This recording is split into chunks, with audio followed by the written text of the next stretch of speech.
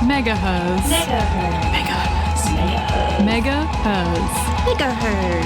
You're listening to MegaHerzzz on 4ZZZ. Hey, you're listening to MegaHerzzz. On here on 4ZZZ 102.1 FM. My name is August and my pronouns are they, them. And my name is Klaire and I'm pronounced as she, her. And we will be hanging out with you here.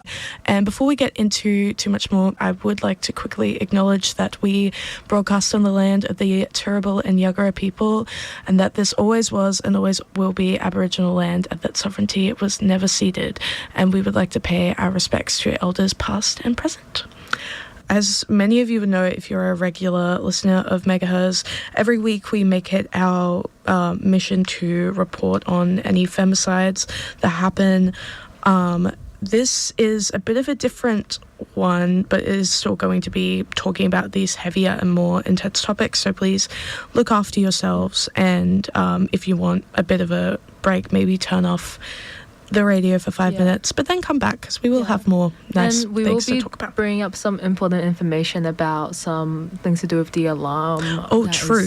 Yes, actually, maybe don't turn it off because maybe we'll talk about that first, so we get it out of the way, and then we can talk about heavier stuff. Yeah, okay. Okay, we maybe didn't organize this the best, but if you are not aware, next Monday, on July 27th at 2 p.m, every single phone in the country is going to be receiving a test emergency alert. The government is launching an alert system called AusAlert later this year, and it'll send messages to all mobile devices, including tablets and smartwatches, during disasters and bushfires, severe weather alerts, any like public health emergencies or anything like that. This coming Monday, the 27th of July at 2 p.m, they will be running a test of that. And if your devices are turned on, the AusAlert test will make them vibrate, play a loud siren-like sound for 10 seconds, and turn the screen on automatically. And this happens even if the volume is down or if your device is on silent or do not disturb. Now, this is a really important system that's being rolled out for public safety, but it is potentially impactful if you or somebody that you know is in a domestic violence situation or a situation where they have a safe phone or a hidden phone. It is obviously it's going to happen to that too. So if you have a safe phone, or if someone that you know has a safe phone, ideally give the phone to a trusted friend or leave it somewhere safe where it wouldn't reveal its location before the 27th of July. That's going to be your safest bet. If you can't do that, if you switch the phone to airplane mode before the alert and leave that off for 24 hours, and if you turn it off completely at least 1 hour before the testing and also leave it off for 24 hours, it should be able to stop the alarm if it is not possible for you to move it out.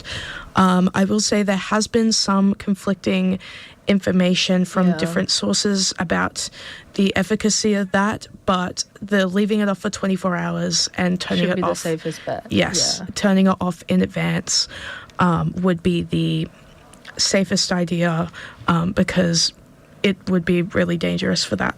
It potentially has really lethal consequences. Exactly. And something else to know as well is that the alarm, even though it's only meant to sound for a little bit, this test might be active for the span of an hour. Yes. So even though it starts at 2, keep it off for till 3 or 4, or even longer if you want to be safe, because if you turn it on, it still might go off. And it will happen to phones as well as tablets and smartwatches. So there's a range of devices that may experience the alarm, I think. Yes, definitely. So just be very cautious of that. It's best to plan ahead.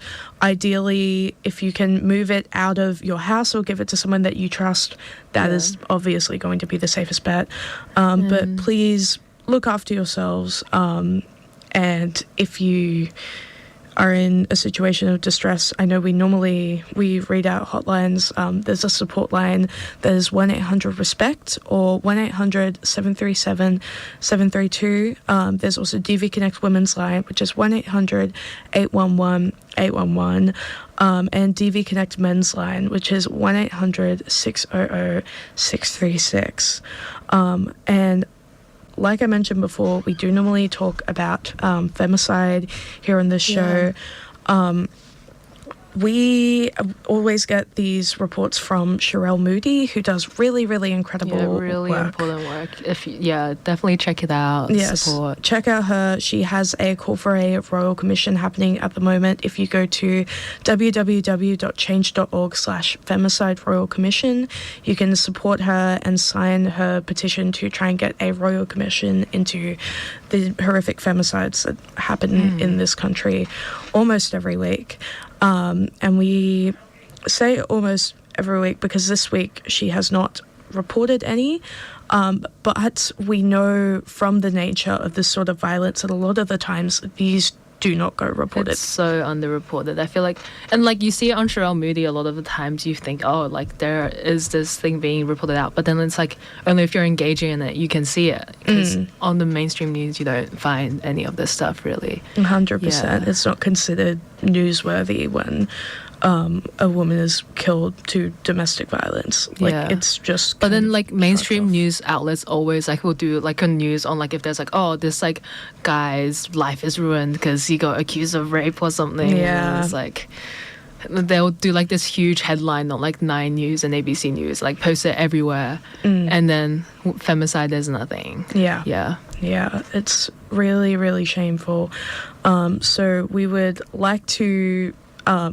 We have a cautious optimism that there were no femicides reported this week, that none happened, because obviously that is what we want, and this shouldn't be happening in the first place. But realistically, who's to say, really? And even if there's no like cases, like concrete cases of femicide, there's still like such a trend of gendered violence in Australia still, and like across the world. It's such a big continuing problem. Like you still see things around where it's like people have experiences of just small things. It's like everyday people. Like I was just on Instagram, and then there's someone from like the Sydney music scene who's posting about how she got like pushed around and sweat at, and like really like forcefully had this interaction with this man who just like mistakenly thought she was cutting in line. And then this guy was like, well, what can you do about, like, tell them to get the footage because, like, you can't do anything.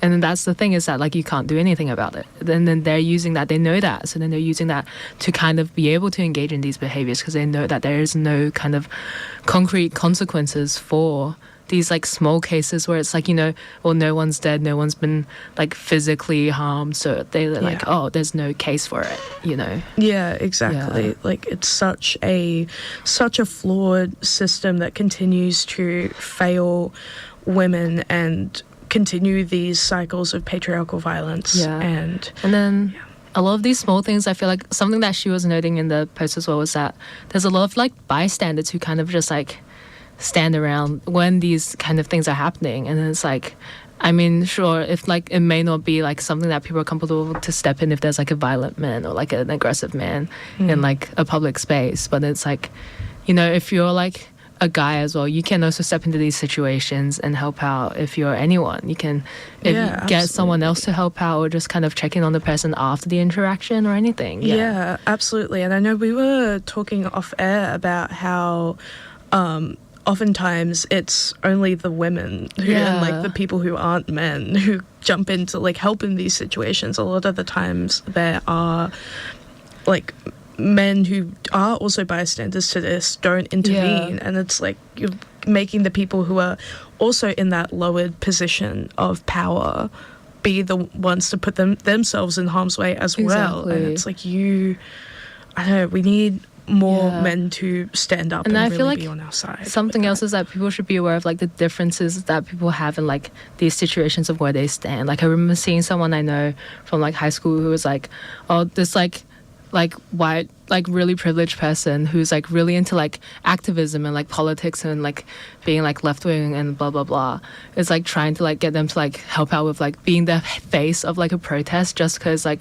oh well, this person's like white and privileged, so they can't be the face of this like protest, so they're gonna go and get someone who's like really disadvantaged and has like a history of like violent encounters with the police and like being indigenous and like trans and like queer, and then just using it as like, oh, come join me for this like political cause, where it's like there are so many more risks for this person to be the face of that 100%. When you are the one kind of trying to organize an event. So it's like even in these like organizing spaces, it's like there's such different risks, and then like even if everyone's, you know, they want to help, they want to do activism and engage in it, there is that need to be like aware of like, well, the people around you who you are kind of like engaging in these activities with, like what are the risks they are facing. Because a lot of the time, if you are like, these things are all intersectional, right? Like if you are white and if you are privileged, if you are like well off, like these things all add up, and they mean that even if you're engaging in things with like your counterparts who might be like queer or trans or like people of color or just like even like disabled, they are going to experience these things like incredibly differently and are going to be closer to like more likely to experience violence, like statistically. So if you have the opportunity to be able to put yourself in, not in harm's way necessarily, but just to try and take some of that burden from the people who it is going to hurt more, then why it's... just be aware of it, at least. It's something to be like mindful of. I feel like even in the music scene, it's like when you're like putting on a lineup, just be like aware of like who, like try and facilitate like a diverse lineup. It's something small you can do to kind of like, I mean, these are like kind of in people's brains might be separate issues of like, oh, this is a music scene gig and that's like a whole like thing of like politics and gender violence and stuff. But actually, like even if you just start curating like really diverse lineups and just kind of fostering more inclusive spaces, that can have an impact on culture and an impact on like people's behaviors and perceptions. 100%. And I mean, look at how like historically politics and music have been intertwined. Like even here in Brisbane, like you think of all of the music that came out of back when Joh Bjelke-Petersen was premier, and how like all of that like oppressive environment, like the amount of like music that came out of that. And I mean, it's not even like any like kind of creative scene or just any social scene. I feel like something that I remember like chatting with people about like ages ago was that like people who I know who are guys are like, oh, sometimes I'm scared to talk to like girls and stuff because I'm scared they're gonna think I'm hitting on them. So then like they'll be at like a gig or like at an event and they won't really actually go up to talk to people who aren't guys, which then kind of makes it so that like, oh, all the guys are talking to each other and they're ignoring everyone else. Which is like what it comes off as. So it's just like you can be friendly and then not, you know, I feel like unless you're like really trying to like hit on someone, it won't like come off that strongly. Literally. It's all of these things are so interconnected, and you can feel just it. Don't be scared to talk to people and just like foster kind of more inclusivity. And look out for those around you. Look out for those in your community. And just a little positive note at the end.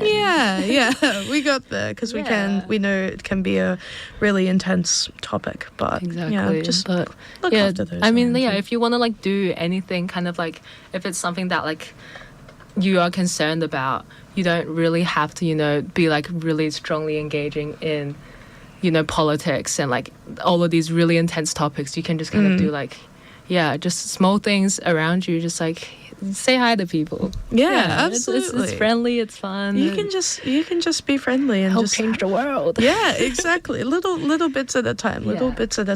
And tune into this is MegaHerzzz.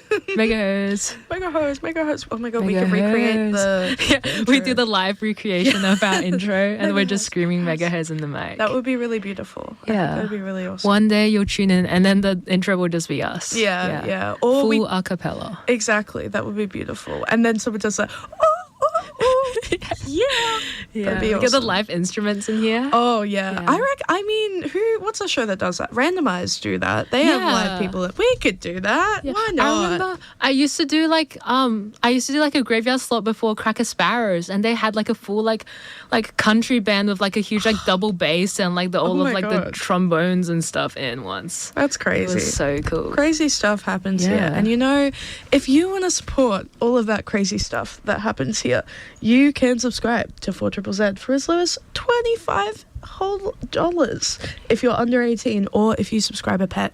And I don't know, I think people should have like a little challenge to like subscribe the weirdest things as pets as Yeah. possible. There's a little toy dinosaur over there. I wonder if he's subscribed. I think he should be. It's the number one subscriber of 4ZZZ. That's why it's here. A little dinosaur. Maybe you have a pet rock. Maybe Pet worms. you pet get a little, worm. like- Worm. Has anyone subscribed their worm farm? and then you keep question. chopping the worms in half, and they go into 2 different worms. Oh my god! You Has double anyone your subscribed- subscription. Yeah, exactly. Or geckos, and then Yeah. subscribe the gecko, and then when they get scared and their tail drops off, the tail is also subscribed. Yeah, this is how 4ZZZ is gonna make bank. This is how. Everyone starts getting Yeah. pets that multiply. Yeah, I don't even know if we'll make bank. We might be able to just like, I don't know, like a lick of paint or something. Yeah, Though I wouldn't we want to do- paint any of this because we have so many beautiful posters on the Yeah. walls and everything. I don't know. Maybe we could just. I don't know what they do. We'll with it. stay awesome. Yeah, it would stay awesome. But anyway, we are swiftly running out of time, actually. We're gonna shout out some gigs. There is the RecLink Community Cup happening at Everton Wolves Junior AFL Club. And you will be in there. Noggera, yes, and you better be there. Yes. That is a threat. That is a threat. That's on Sunday, and then on the 23rd. So what is that? That's Thursday. At Netherworld, we've got Dead Dirty Dinosaurs and friend of the show Esther Skyscraper playing a set. If you haven't caught one of her sets, I may be biased because I am in a band with her, but she's incredible. That is true. I can vouch on that. Yes, she is great at what she does. There's also a little Winter Wonderland festival put on by Age of Emma happening at Echo and Bounce on July 25th, so Saturday from 4 to 9 p.m. And they have an art show and mulled wine and food stores. I love mulled wine. Oh, yum. Awesome. And also, sorry. Were Yeah. you... No, you go. I was just gonna We'll say, speed run this. Sterling Cannon show. They're not femme fronted, but they do have a femme synth player. Hey, shout out Delilah. Shout out Delilah. And Your Heart's And on the Your lineup. Heart is supporting alongside Honey Star. And also there is on Thursday at the Cave In. Language warning, there's TIT, Together in Transition, featuring the Snouts, Soft, CNTS. I don't really want to, I don't want to get yelled at. I've already sworn so much on that. That's soft cunts, sorry. And Emmy Hour. And yeah, what were the ones that you had? I had some experimental stuff. Claire Rousset playing the IMA in 2 days on the 22nd. Claire Rousset is, I think, this like really cool like folk ambient like experimental hyper pop artist. And yeah, and then there is a show with Attention Shoppers and Chanel No. 5 that is opening for Yosuke Kiyasu, who's that crazy snare drummer guy from Japan that plays in Brisbane all the time. That would be awesome. It's gonna be so fun. Is that the one with Unregistered Master Builder? Yeah, who does like crazy carpet gun Yes, he has a weird synth sound that's things. also carpet gun stuff. Yeah. It's awesome. And yeah, we will catch you next week. Bye. Bye.